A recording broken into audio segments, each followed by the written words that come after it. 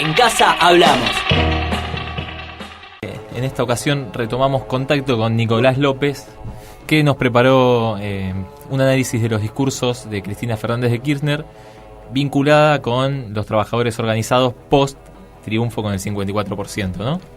Para hablar de los discursos de Cristina, tendríamos, por supuesto, vale que está en el contexto de esta idea que queremos preguntar y que por qué la presidenta solo da conferencias de prensa. Y es cierto eso, es como que uno tiene una herramienta menos de análisis.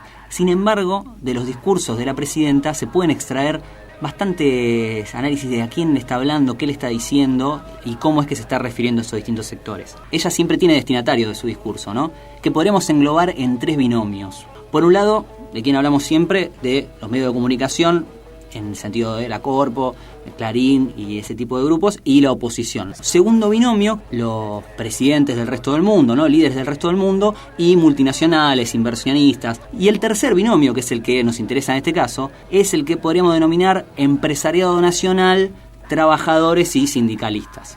En este sentido, que lo que tenemos es que desde las elecciones del año pasado hacia ahora, ha habido un recrudecimiento en los discursos de Cristina Fernández para los sindicalistas y por sobre todo los líderes de la CGT, muchas veces sin nombrarlos, pero sí hablando de su forma de trabajar o de tratar los conflictos, de las luchas gremiales en torno a los aumentos salariales por sobre todo. Tenemos el de la tendinitis, tenemos cuando habló de los docentes en la asunción del Congreso, tenemos cuando habló de los trabajadores petroleros ahora hace poco.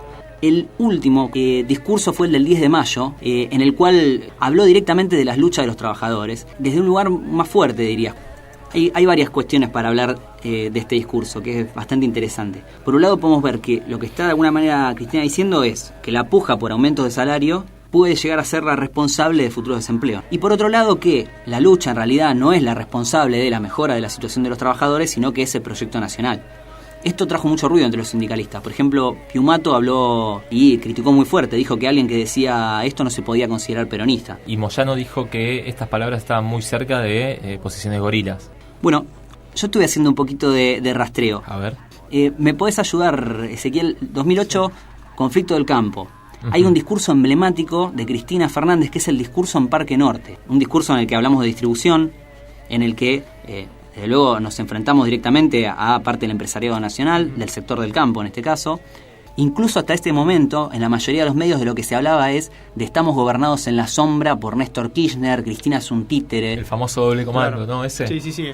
Si uno lo analiza por ese momento, yo inclusive lo decía recién, fue el peor momento del gobierno en cuanto a imagen, tenían un 18%, un 17%, en lugares como Capital Federal, Córdoba, Rosario, inclusive estaban por debajo del 15%, pero sin dudas que fue un momento donde sirvió para que Cristina Kirchner se erigiera como una líder de peso y también para que muchos sectores, digamos, que estaban en duda a ver qué significaba el kirchnerismo ante un enemigo importante como era los sectores agropecuarios, sin duda que sirvió para aglutinar a aquellos que veían al gobierno un poco tibio, ¿no? Sin embargo, el discurso de Cristina Fernández no dejó de decir lo que dice ahora. Dijo la presidenta: el peronismo nunca planteó la lucha de clases. Nunca planteó la guerra entre los pobres y los ricos. Al contrario, dice, somos los creadores de la articulación entre el capital y el trabajo. Y durante todos mis primeros meses de gestión,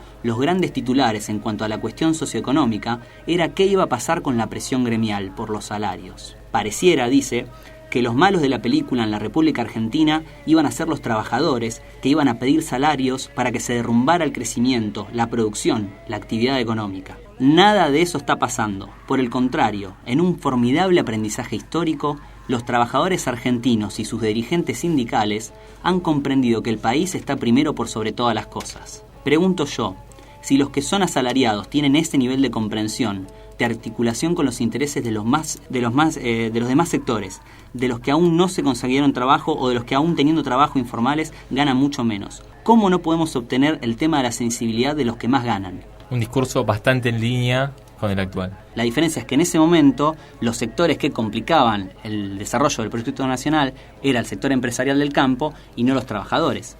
Claro, y en este caso lo que dicen que los trabajadores justamente no son comprensivos y no ponen el hombro en esta situación.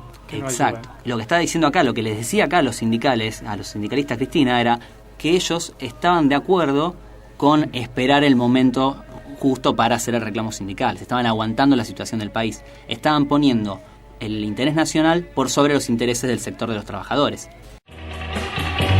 En casa hablamos. En casa hablamos.